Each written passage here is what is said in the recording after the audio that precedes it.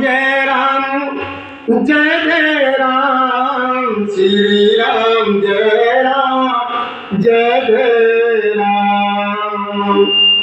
तो मैया पार्वती जो है ना भोलेनाथ से कहती है कि हे त्रिपुरारी, हे मेरे नाथ, हे मेरे भोलेनाथ, मेरी कुछ समझ में नहीं आता है। उन्होंने कहा है और बाबा तुलसीदास जी ने दोहे में लिखा है कि विरत ज्ञान विज्ञान दृढ़ राम चरण अति नेह, नेह कहते प्रेम को, अति माने ज्यादा, प्रभु श्री राम जी के चरणों में दृढ़ यानी मजबूत प्रेम है। तो क्या कहती कि बाह्य तन रघुपति भगति मोहि परम संदेह। तो जब बाबा तुलसीदास जी ने दोहे में लिखा है और बाबा भोलेनाथ ने माँ पार्वती को सुनाया और मैया पार्वती इसमें संदेह कर रही है, वो क्या कहती है कि विरत ज्ञान विज्ञान दृढ़ राम चरण अति नेह, बाह्य तन रघुपति भगति मोहि परम संदेह।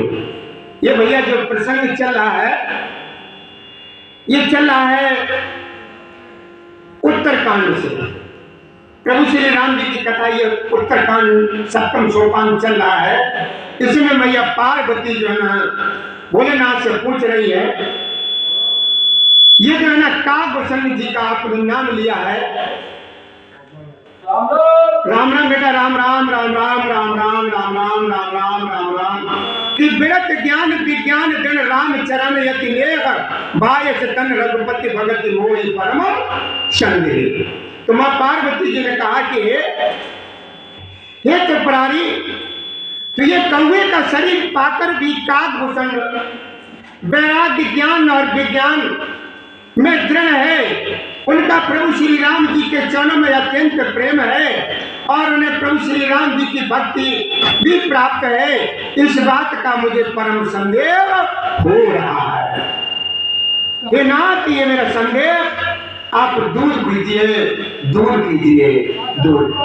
लला राम राम राम राम राम राम राम राम, भैया मेरे खुश रहे, लला खुश रहे, खुश रहे, सिराधे सिराधे।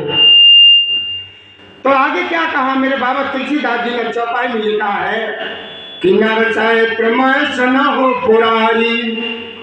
ये मैया पार्वती कह रही है कि नर चैत्र में सुनो पुरारी और कोई गरम व्रतधारी। कैसा व्रतधारी?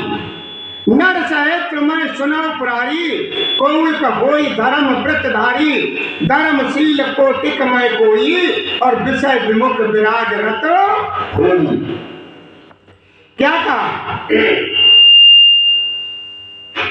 मैया पार्वती कह रही हैं भोलेनाथ से कि हे त्रिपुरारी, मेरी एक बात सुनिए, मेरी ये समझ में नहीं आया है कि हजारों मनुष्य में कोई एक धर्म के व्रत का धारण करने वाला होता है और करोड़ों धर्मात्माओं में कोई एक विषय से विमुक्त या विमुख विषयों का त्यागी और वैराग्य परायण होता है।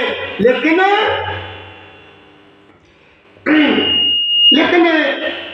श्रुति कहती है, श्रुति क्या कहती है कि कोटि विराट मादि श्रुति कयी, समयत ज्ञान श्रकत को लयी।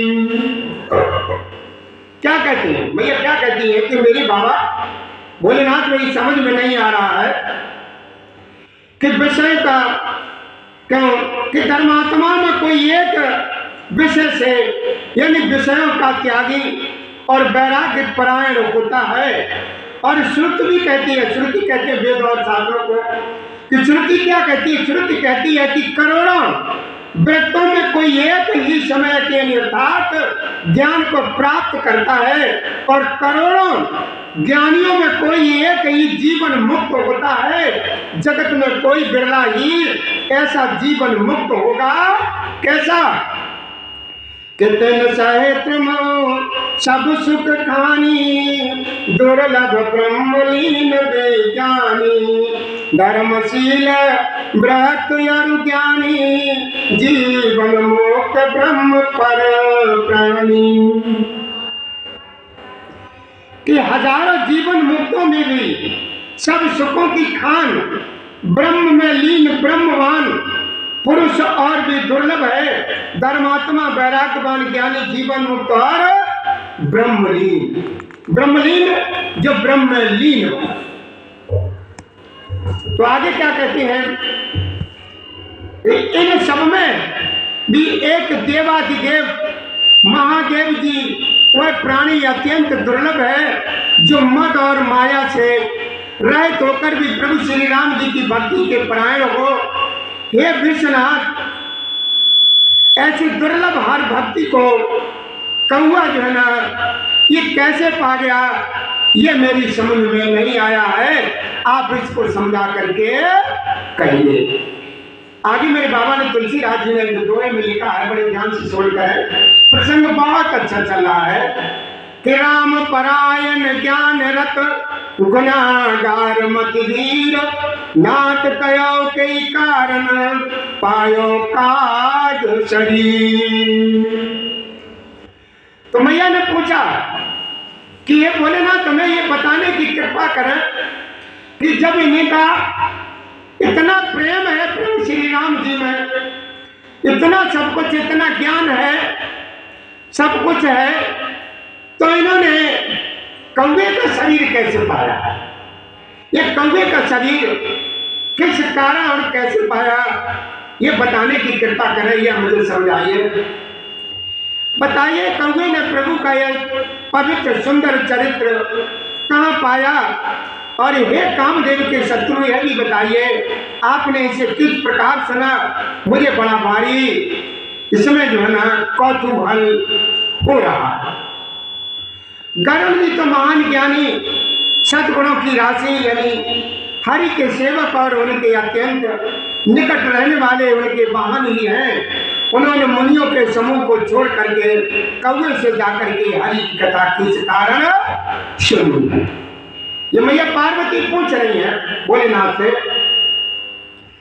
कि कवन विधि भा संवादा दो हरि भगत काग उर्गादा गौरी गिरा सुन सरल सुहाई और बोले शिव सागर सुख पाई। भैया ये कथा को बड़े ध्यान से श्रवण करें। ये जो समय प्रसंग चल रहा है बहुत अच्छा प्रसंग है। मेरे बाबा तो ये कहते हैं जो इस प्रसंग को मन लगा करके सुनते हैं तो मेरे भोलेनाथ उसके सारे जितने भी दुख दर्द जो होते हैं सारे हरण कर लेते हैं। कि धन्य सती पावन, जब मैया पार्वती जी ने पूछा है सब तरीके से, तो बाबा ने क्या कहा कि तुम धन्य हो, हे सती तुम धन्य हो, तुम्हारी बुद्धि अत्यंत ही पवित्र है, रघुनाथ जी के चरणों में तुम्हारा बहुत प्रेम है। अब वह परम पवित्र कथा सुनो जिसे सुनने से सारे लोक के भ्रम का नाश हो जाता है, हो जाता है, हो जाता है। उपजय राम चरण विश्वासा बबनित तर निर विनय प्रयासा। क्या कहा कि उपजय राम चरण विश्वासा, ये कथा श्रवण करने से श्री राम जी के चरणों विश्वास उत्पन्न होता है और मनुष्य बिना ही परिश्रम के संसार रूपी समुद्र से पार हो जाता है, पार हो जाता है, पार हो जाता है। अब ये जो ना इसी तरीके के प्रश्न पक्षीराज गरुड़ जी ने भी जाकर के काकभूषण जी से प्राय ऐसे ही प्रश्न किए थे। हे उमा, मैं वह सब आदर सहित कहूंगा, उन्हें तुम जो ना मन लगा करके श्रवण करो कि मैंने जिस प्रकार वह सब जन्म मृत्यु से छुड़ाने वाली कथा सुनी है। हे उमा, हे सुलोचनी, वह प्रसंग सुनो। पहले तुम्हारा अवतार दक्ष के घर हुआ था और तुम्हारा तब नाम सती था। ये प्रभु अपनी कथा सुना रहे हैं। प्रभु श्री का नाम भोलेनाथ मैया पार्वती जी को, प्रभु जी को जो कथा सुना रहे हैं उसके साथ साथ वह पार्वती जी को, पार्वती जी के पिछले उस जन्म की भी सुना रहे कि देखो माँ, ये प्रसंग सुनो, पहले तुम्हारा अवतार दक्ष के घर हुआ था, तब तुम्हारा नाम जो क्या था, सती था। दक्ष के यज्ञ में तुम्हारा अपमान हुआ था, तब तुमने अत्यंत क्रोध करके अपने प्राण त्याग दिए थे। और फिर मैंने सेवकों, फिर जो मेरे सेवक थे उन्होंने यज्ञ का विध्वंस कर दिया था। वह सारा प्रसंग तुम खुद स्वयं जानती हो। तब मेरे में बड़ा सोच हुआ और हे प्रिय, मैं तुम्हारे वियोग से दुखी हो गया था। मैं जो है ना विरक्त भाव से सुंदर वन पर्वत, नदी और तालाबों का कौतुक देखता फिरता था।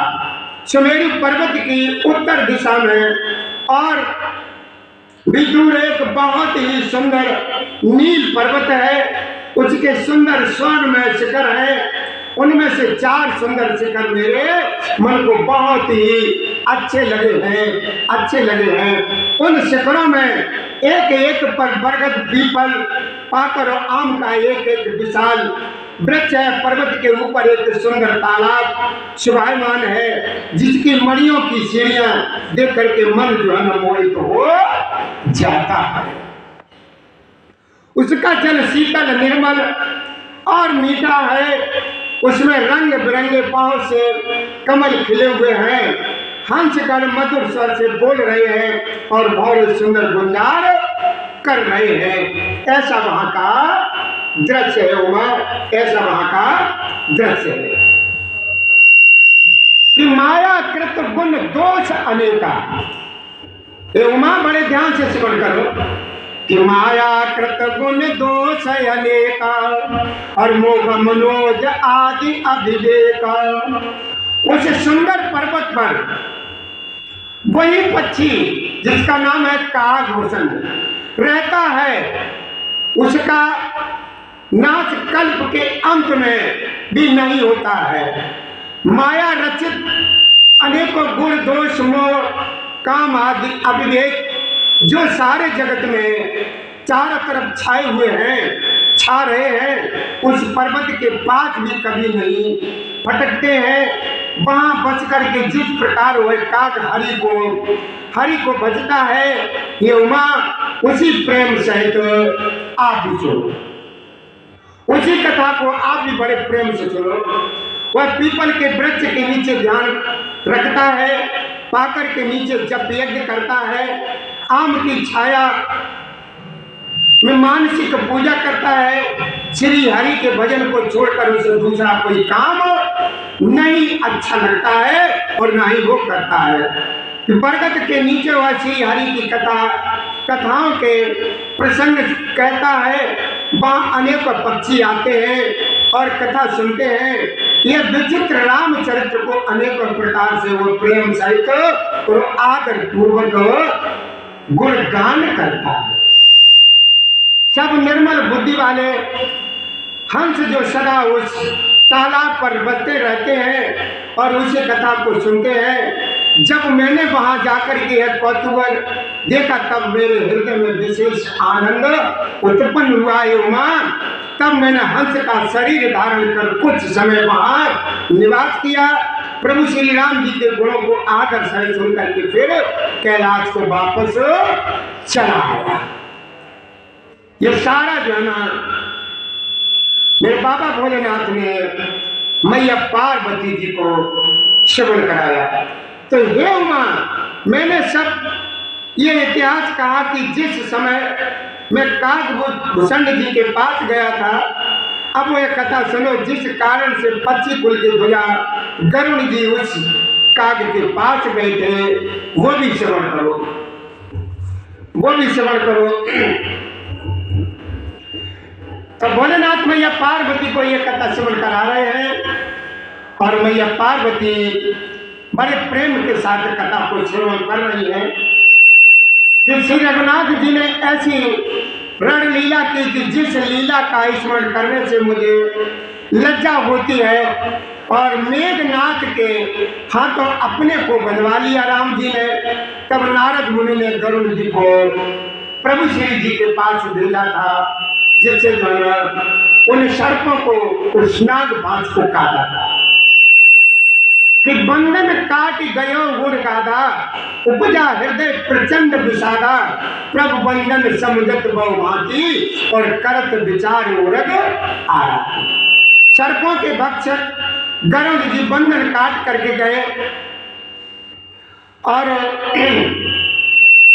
तब उनके हृदय में बड़ा भारी विषाद उत्पन्न हुआ। प्रभु के बंधन को स्मरण करके सर्पों के शत्रु गरुड़ जी बहुत प्रकार से विचार करने लगे हैं कि जो व्यापक विकार रहे वाणी के पति, माया मोह से परे ब्रह्म परमेश्वर है। मैंने सुना था कि जगत में उन्हीं का अवतार है, पर मैंने उस अवतार का प्रभाव कुछ भी नहीं देखा है। जिनका नाम जप कर मनुष्य संसार के बंधन से छूट जाते हैं, उन्हीं राम को एक तुच्छ राक्षस ने नाग पास में बांध लिया। इससे आगे की कथा भैया बनाना आप सभी लोग कल श्रवण करेंगे।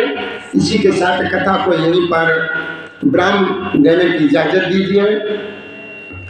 और भैया हम सभी लोगों से ये निवेदन करते हैं, सब कथा श्रवण करने वालों से, कि इस कथा को जो भी भैया यूट्यूब पर देख रहे हो या देखने को ये कथा जब मिले तो इसको सब्सक्राइब जरूर कर दें और बेल आइकन के बटन को दबा दें, जिससे हमारे शिवधाम आश्रम की नई नई कथाएं आपको नित्य प्रति सुनने को मिलती रहे।